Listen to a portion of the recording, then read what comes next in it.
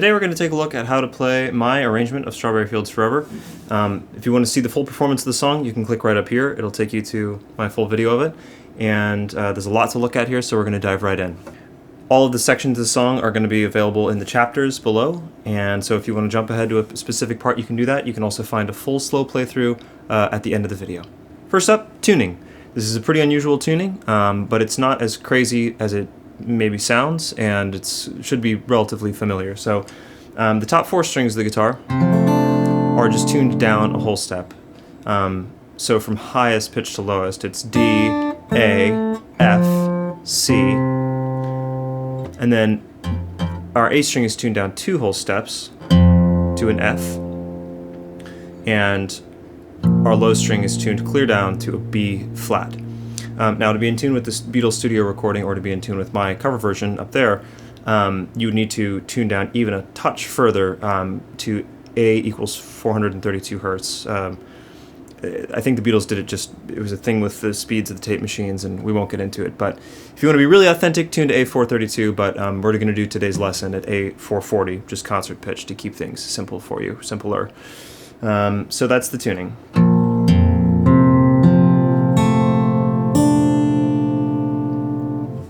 A quick note about the tuning, especially as it pertains to setup. This is very, very low to tune the bottom string of your guitar. This particular instrument has pretty high action and a longer scale length, so I'm able to tune this string down even with light gauge strings on my guitar. But you may find that your guitar buzzes a lot when you go all the way down to this tuning. You can try a heavier set of strings specifically to work on this arrangement, like 13 gauge strings, but depending on your instrument, you should be careful about using them at concert pitch.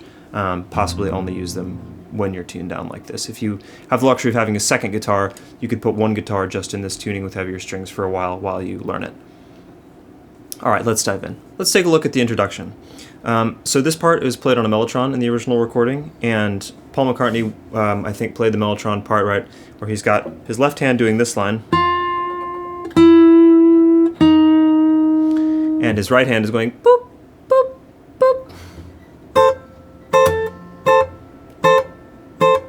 And so we're going to play a couple of shapes here, up the neck at the 12th fret.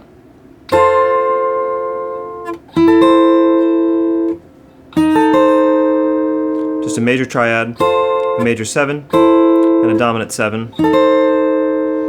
But the thing that's going to make them sound more mellotron-y is the way we're going to use our right hand. So the key here is to let the notes you play with your index finger sustain, and then let the notes that you play with your ring and middle fingers be staccato. So I'm going to create the staccato effect by putting my fingers right back down on those top two strings after I pluck them, but then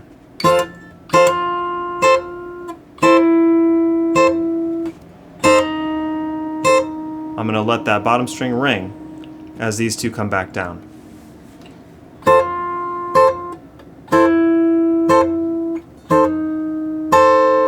And the last one rings on all of them, and we shift down to the same shape but 2 frets lower. And then a little diminished shape here, which is 10, 9, 7. And then we're just going to arpeggiate. Like a D minor shape, but way up here on the 8th fret. Like a cowboy D major shape, but on the 7th fret. Same thing, 2 frets lower. And then that same shape from before at the 5th fret. We're going to strike our 2 bottom strings. So all together, the intro.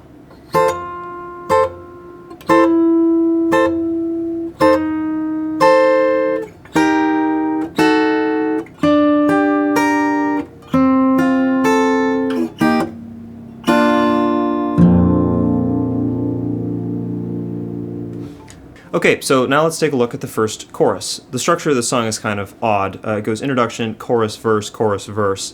We don't get a verse first. I think of "Let me take you down" as the chorus section, so that's what we're going to do. This section begins a cappella. Let me take you down, 'cause I'm... And then we get our first chord, which is you can either play it as a bar chord or you can play it as 3 fingers across. We're going to play our open A string, and then the D, G, and B strings as well. I like playing this as a bar chord. I prefer playing and sliding it down like that for reasons that will become apparent momentarily.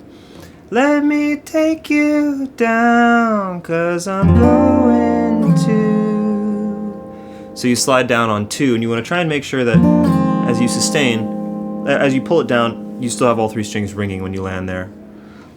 Going to strawberry field. So what we're starting to do here is mimic the plucked, the fingerstyle guitar that's being played underneath the vocals here. And so I'm not going to go into specifics because I don't really know how important it is for this video, but we're doing a sort of loose alternating bass pattern.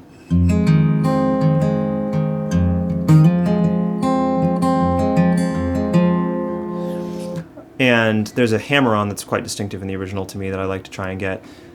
Going to strawberry fields. It's right on the word fields. Fields.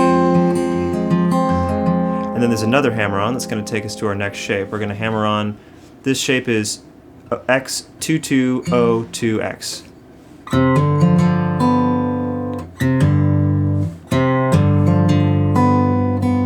Nothing is real. And then become the next chord, and nothing. And this is a full bar chord at the 5th fret. A ring on the 7th fret of the D and our middle on the 6th fret of the B. Nothing to get. Open 4 strings in the middle. Hung about. And back to that chord we were just at on the 2nd fret.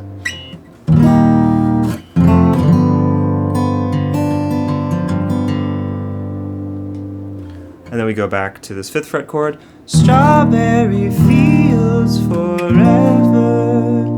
And here we're just strumming a bar at the 5th fret and only playing the middle 4 strings.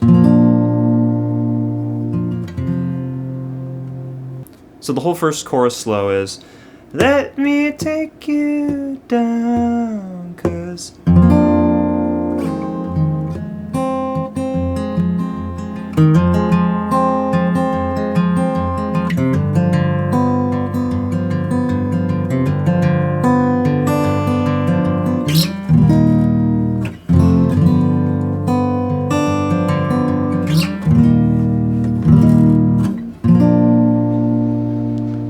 you may have noticed that when I'm switching from this chord to this chord, I'm keeping my ring finger down as an anchor to be able to switch more quickly because it stays on the D string.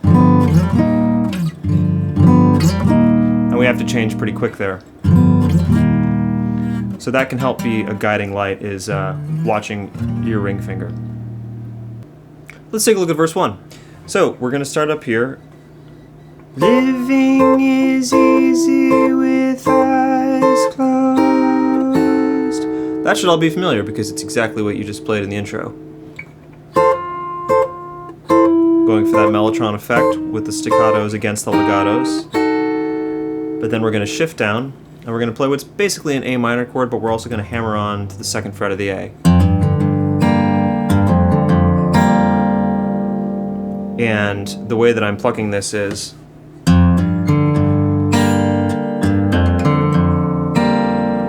so the first time we have a hammer on, and then a pull off.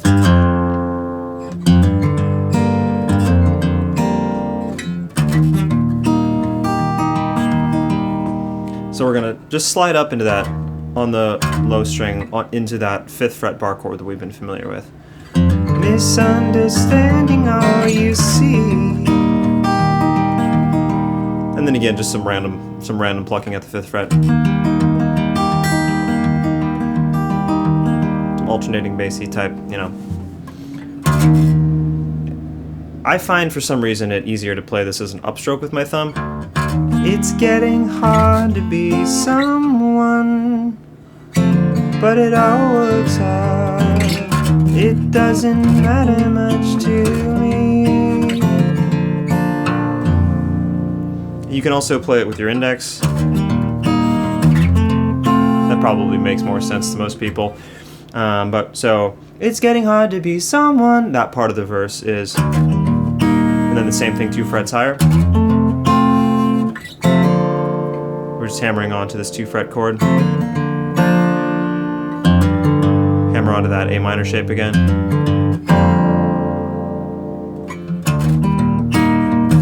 Same thing, but now 5th fret. So after our up the next section, again, slowly, that's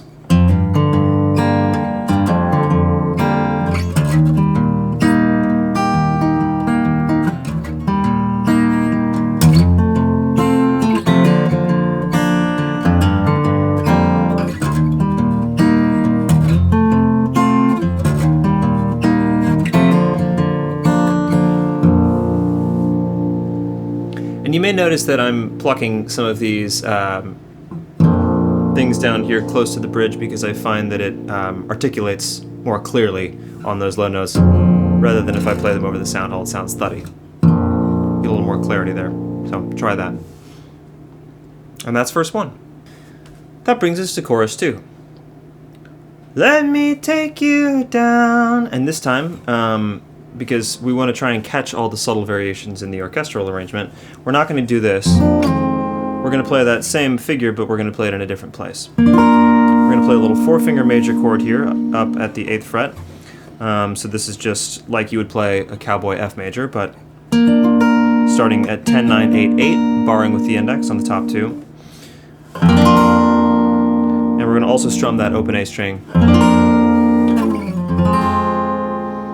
And this time we're really going to grease the slide on down, because the whole orchestra slides down there. They do a glissando and it's a really cool effect.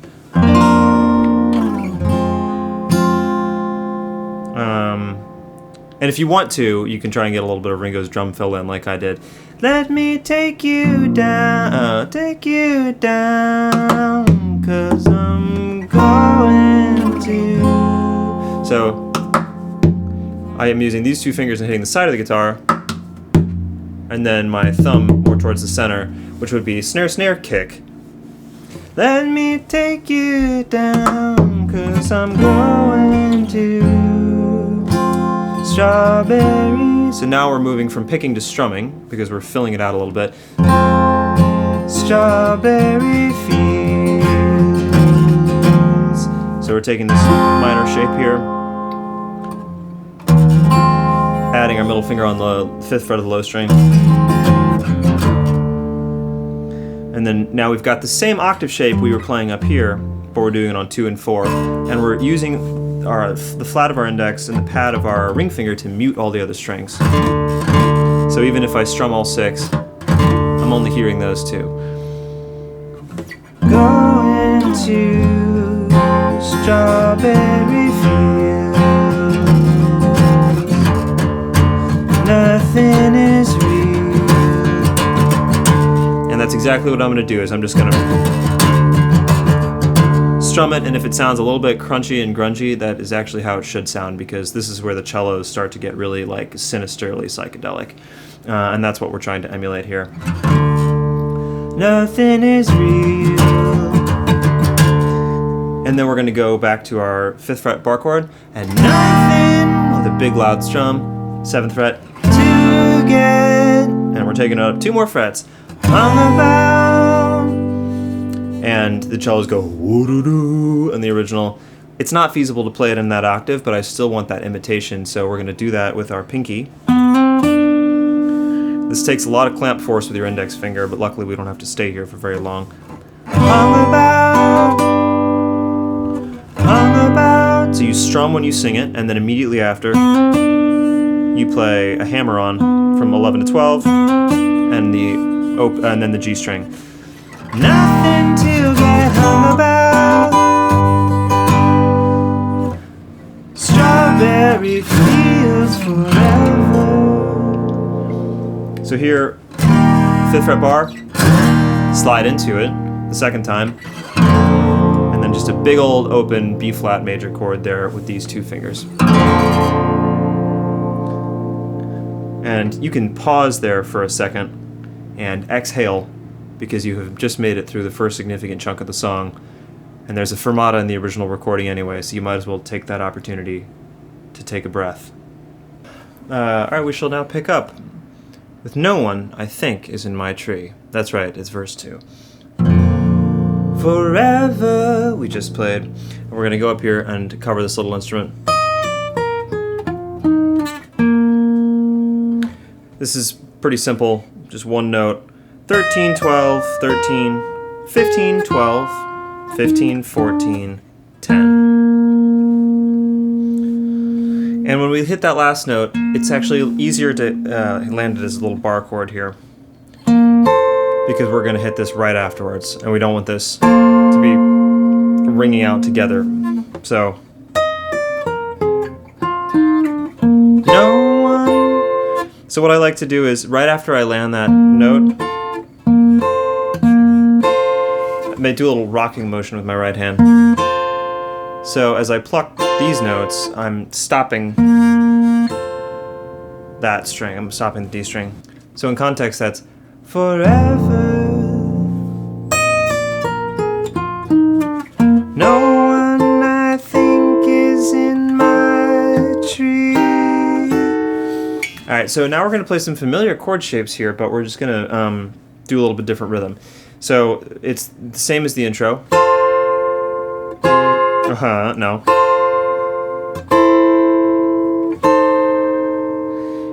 But there's like a backwards cymbal that's happening in the original, and so I'm trying to get a little bit of that too with.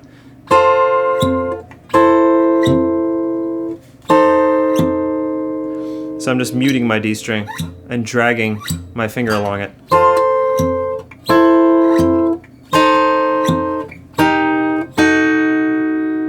Same chords as before.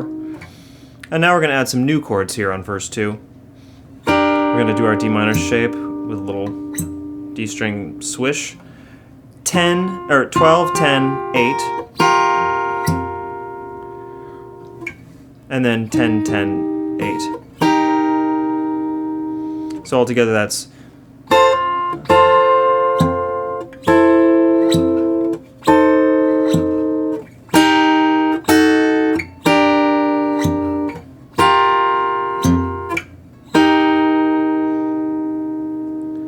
and then we're going to play these octaves on the low E and D strings. And then we're going to go to our 5th fret bar chord that we're quite familiar with at this point. And the rhythmic motif here is that our thumb is going to be playing 8th notes, while the other 3 fingers are playing quarter notes.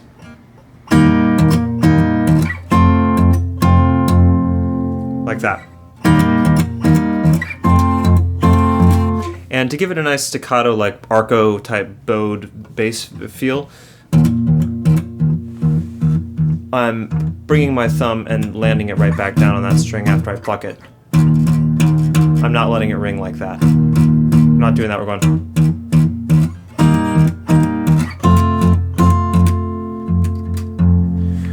And then 5th fret here, we're going to do the same thing on the middle 4 strings. Here we're going to bar the top 3 strings with our pinky, and then use our index on the A string. And the reason for that is this chord.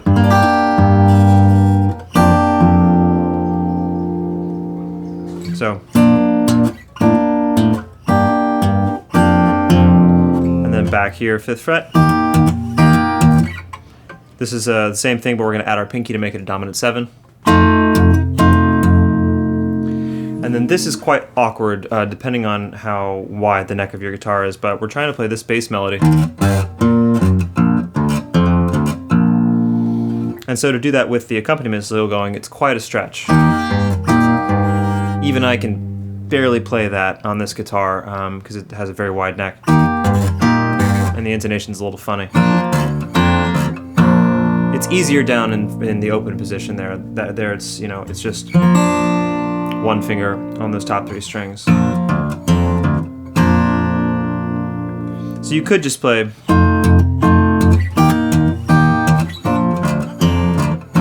and you wouldn't really be missing anything. So all of verse 2 together slowly. No one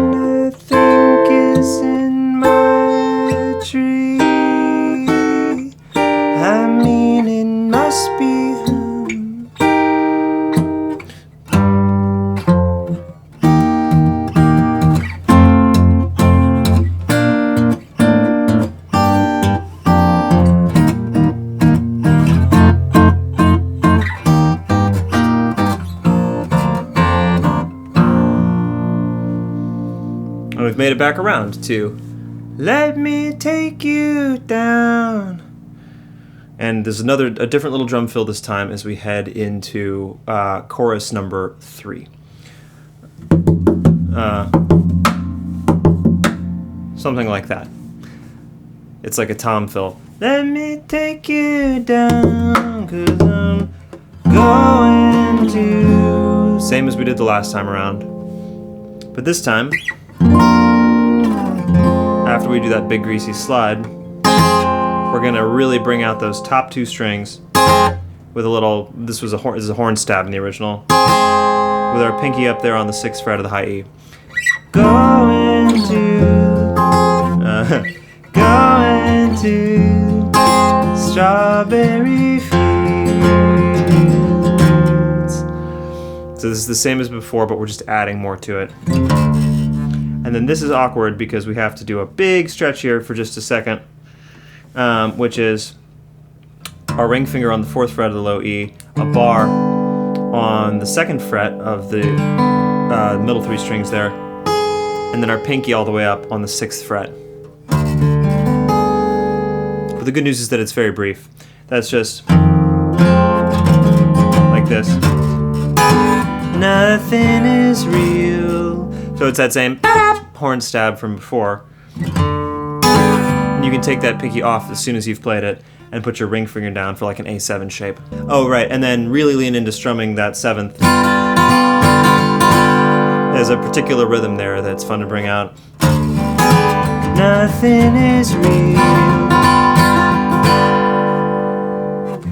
And nothing to get hung about. Same as the previous chorus, strawberry fields forever.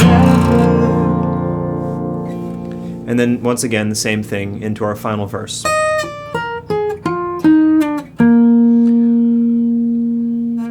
Alright, verse 3 of Strawberry Fields, the final verse, always know, sometimes think it's me. We're gonna go back to that same mellotron feel of 1 sustaining note and 2 staccato notes, but this is played on quite sharp sounding brass instruments in the original, and so playing it closer to the bridge gives us a little more of that effect.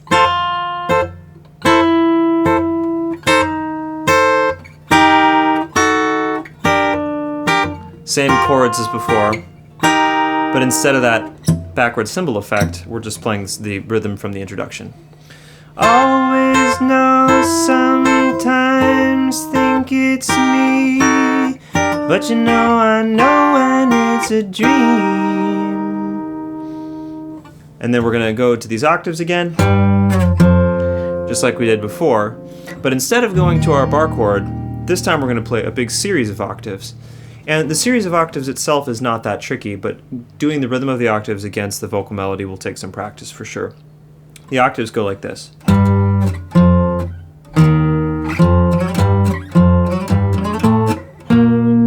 Let's just get that much first. So, we're going in whole steps here. And then to the 5th fret, and the same thing. Also all whole steps. And those are triplets, so 3 and 4 and 1 and 2 and 3 and 4 and like that. Because we don't want it to be da da da da da da da. We don't want it to be a dotted syncopation. It's daka daka daka daka daka daka daka daka. Polyrhythms, you could do a whole video on that and why they're difficult to play, especially when you're singing against them. But I find it easier to lift my ring finger and hammer it a bit more on each one.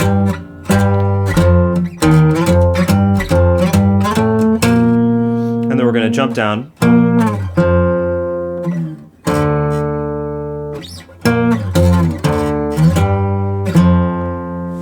And then we've made it all the way through. So 1 and 2 and...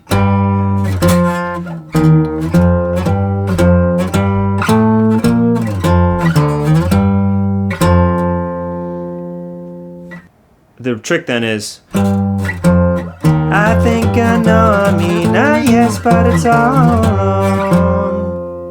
That's where it gets difficult, is playing and singing at the same time. just try and find where each syllable falls. I think I know, I mean, yes, but it's, yes, that's an important one because they blend there together. Yes, but it's all wrong. Yeah, and then this is the same as the previous verse.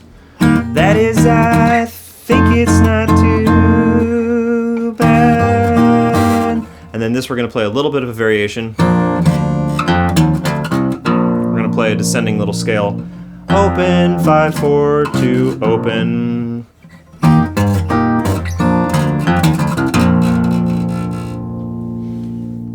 And that brings us around to the final chorus. Hooray, you've made it. The final chorus starts with a vocal harmony, and so we're going to play that on the guitar.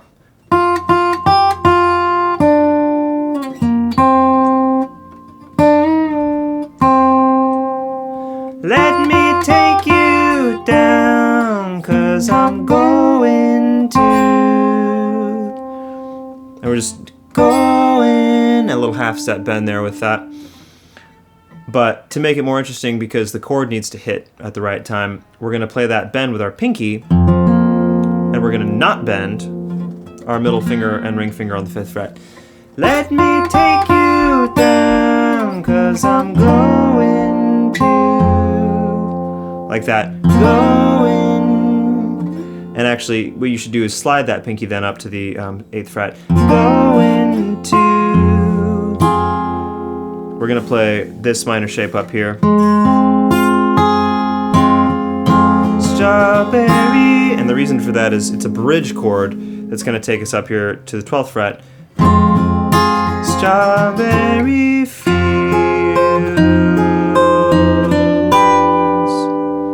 As we play this little chromatic motion.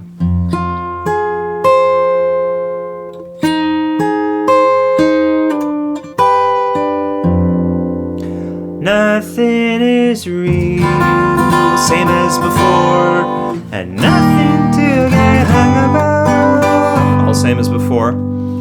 Strawberry fields, and now we're at the tag, we're at the very end of the piece, the coda. Forever, strawberry fields forever. There's a brief little minor chord in there, and the count is different each time. So, hung about me for strawberry field forever. Strawberry. That's it. So 1 and 2 and 3 and 1 and 2 and 3 and 1 and 2 and 3 and 1 and 2 and 3 and 4 and 1 and 2 and 3 and 1 and 2 and 3 and. And then we'll get to that in a second. You just have to like listen to the original recording to get the feel for the counting there. I don't want to get too hung up on it. But that's the coda. So that takes us all the way now to the outro of the tune.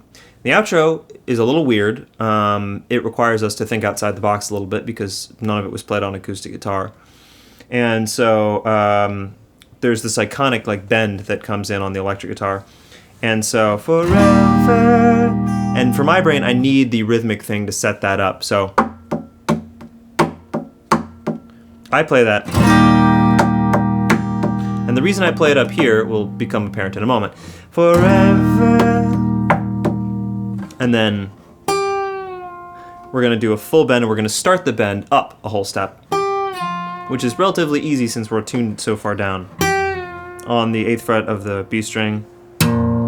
And then we're going to take our index finger and hammer on a harmonic on the 12th fret of the low E. So, forever. Like that. Forever. As you can see from me clamming it just now, it is hard. It's not easy to do. So after you've done that, we're going to do a hammer-on pull-off there on the B string, and I like to hammer that for the first time and then re-articulate it. So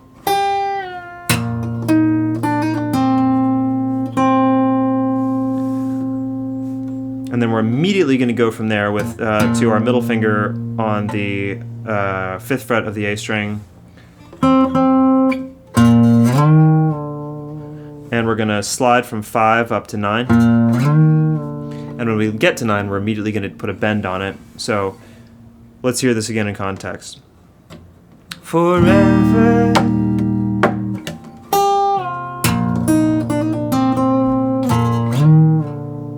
Like that. It takes a little bit of braining to get that to work, so expect to have to sit with this for a minute. This is one of the trickiest spots in the arrangement. Forever.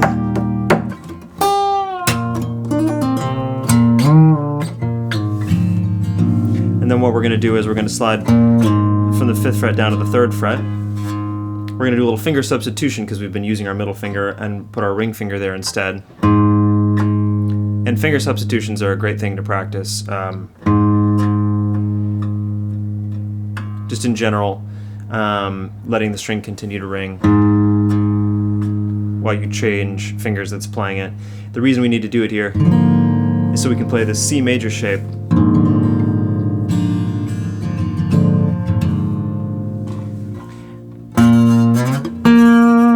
So we're gonna slide and then let that string off and land on the 10th fret of the D string.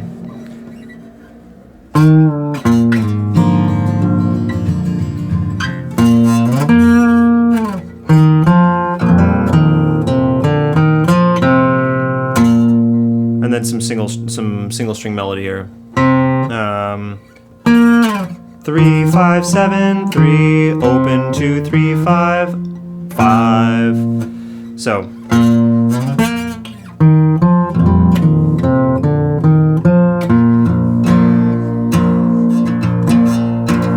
strum there with those octaves for a second. And so that was all the cellos, and now the guitar comes back in the original recording, and so to play that, we're going to pluck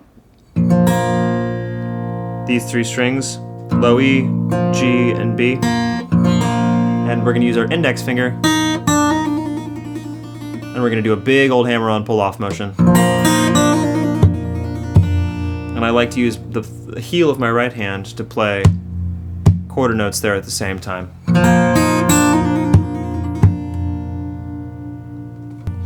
And then after we've done that little flutter with our index finger on the high E,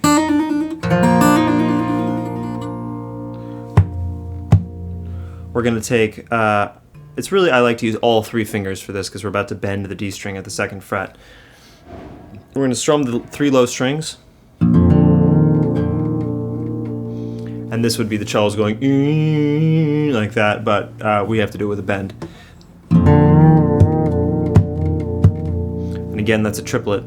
Daka, daka, daka, daka, daka, daka.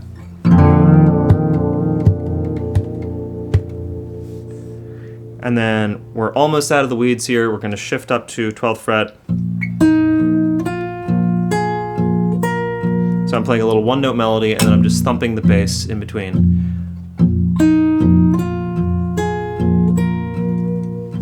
Put a little vibrato on it. Make a little D7 chord here.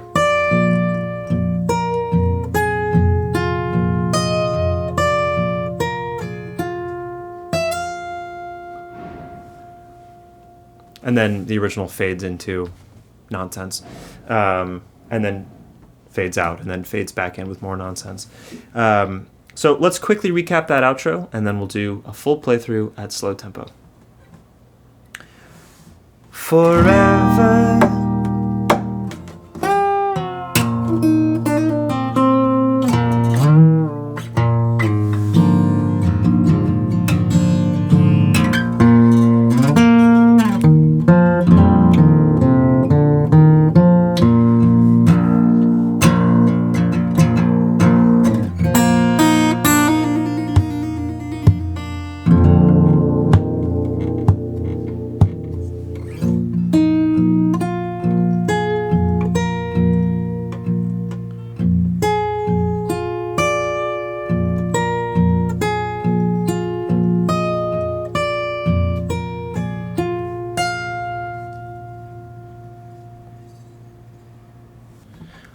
One, two, three, four.